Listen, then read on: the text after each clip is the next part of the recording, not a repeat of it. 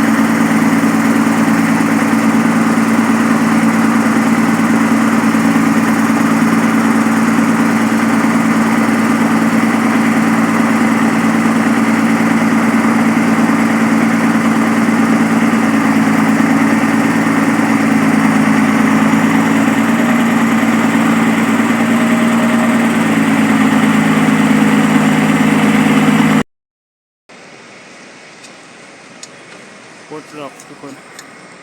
ในดอกปลดได้แล้วไปมาอนามัยดอกได้ขาดเขาปลดนอกได้บวกขาดอนามัย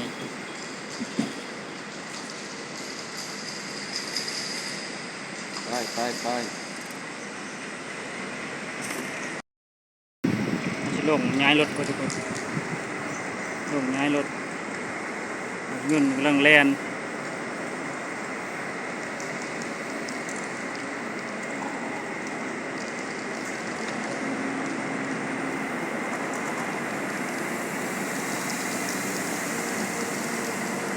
สูง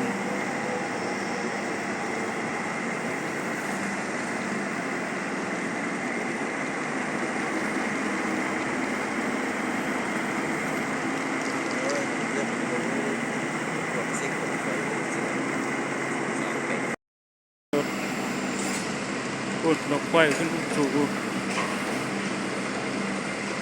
ขึ้นปลดดอกขาดที่ถึงเลย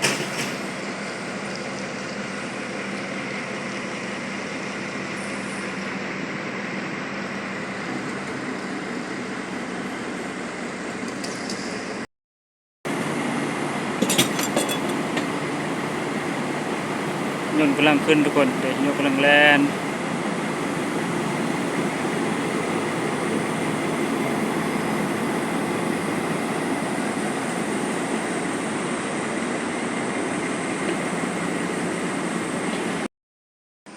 พักเที่ยงนะทุกคนพักเที่ยงกินข้าวก่อน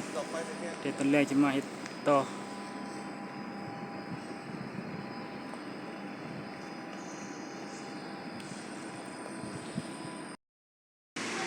มาเด้อทุกคนเด้อกินข้าวเด้อกินข้าวส่วนกันได้อาหารแล้วกันเอาไปเลย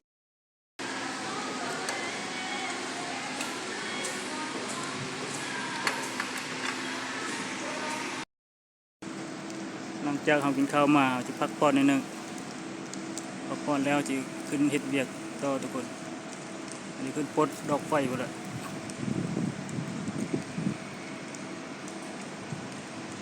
ดอกได้ขาดอาจจะปลดลงเป็นอนามัยเลย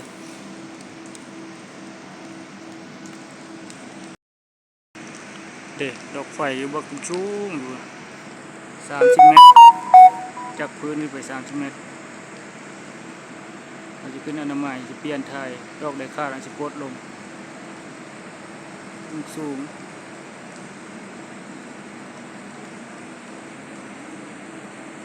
ขี่รถอู่ได้ขึ้นกันรถกระโดด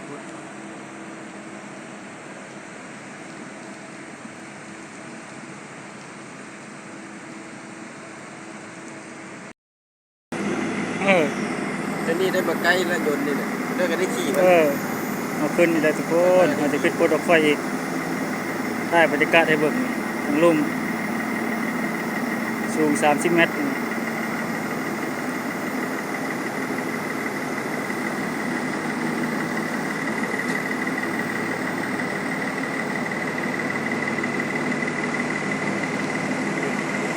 ขึ้นเทิงกูละ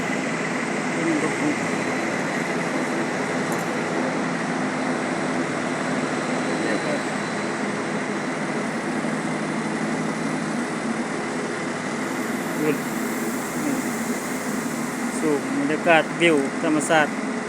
งามอยู่ความสูงก็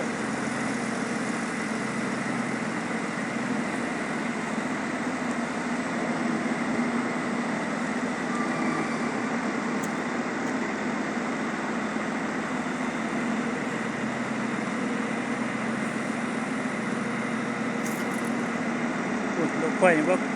หลายๆดอกขาดขึ้นปลดเอาดอกขาดเลย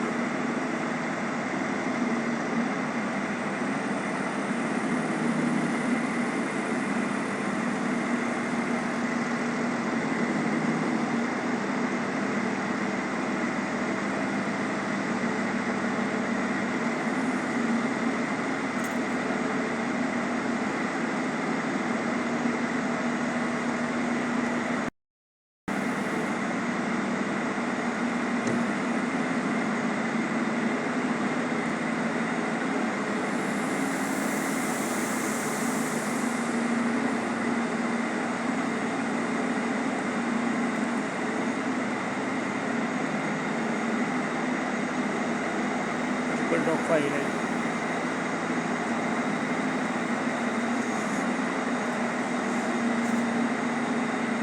สูง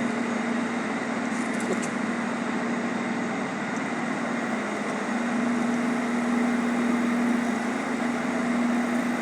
ยุดพอ เฮ้ยหยุด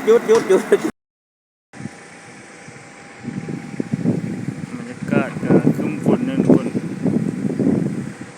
มืดฝนนิดหนึ่งท้องฟ้ายุ่นก็จอดสำรับอยู่เตรียมตัวจะขึ้นมาแล้ว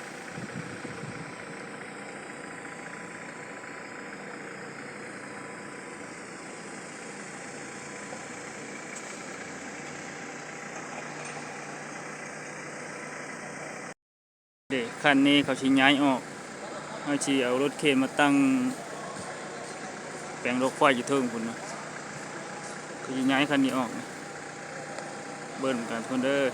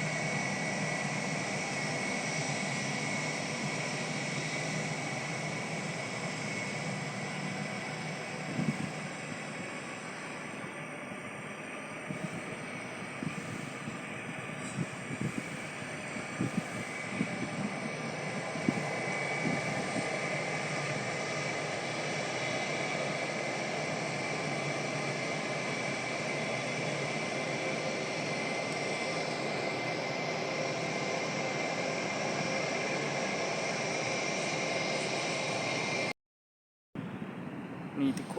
นยนต์จอดเป็นแถวอยู่จังหน่อยเราจะถ่ายยนต์คันใดขึ้นคันใดลงนี่ก็จอดอยู่ซะทุกคนยนต์ไม่เห็นตัวจริงนะคันวักใหญ่ๆเบิ่งก็นิดน้อย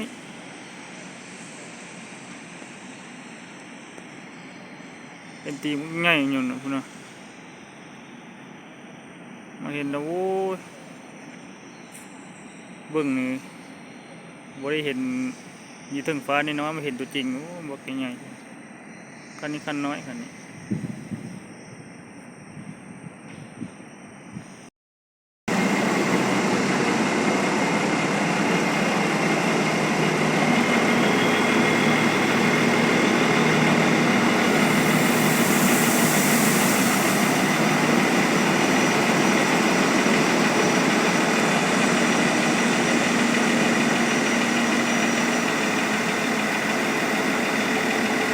อยู่สร้างยนต์ทุกคนอยู่สร้างยนต์อยู่วัดไต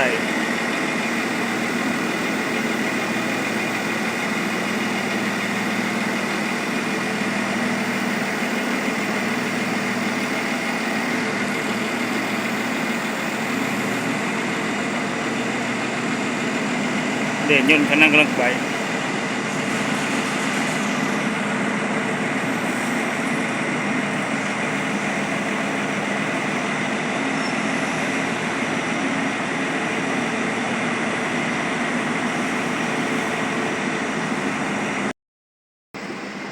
เอาโคดอกไฟเต็ม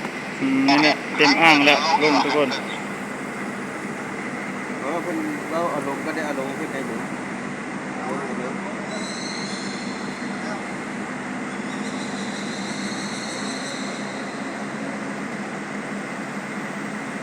บรรยากาศชมวิวโอ้ย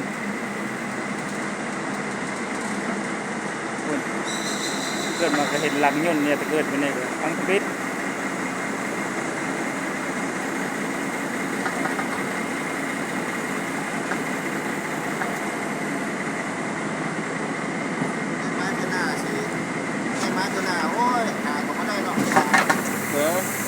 หอดได้เบ้ากับเราแล้ว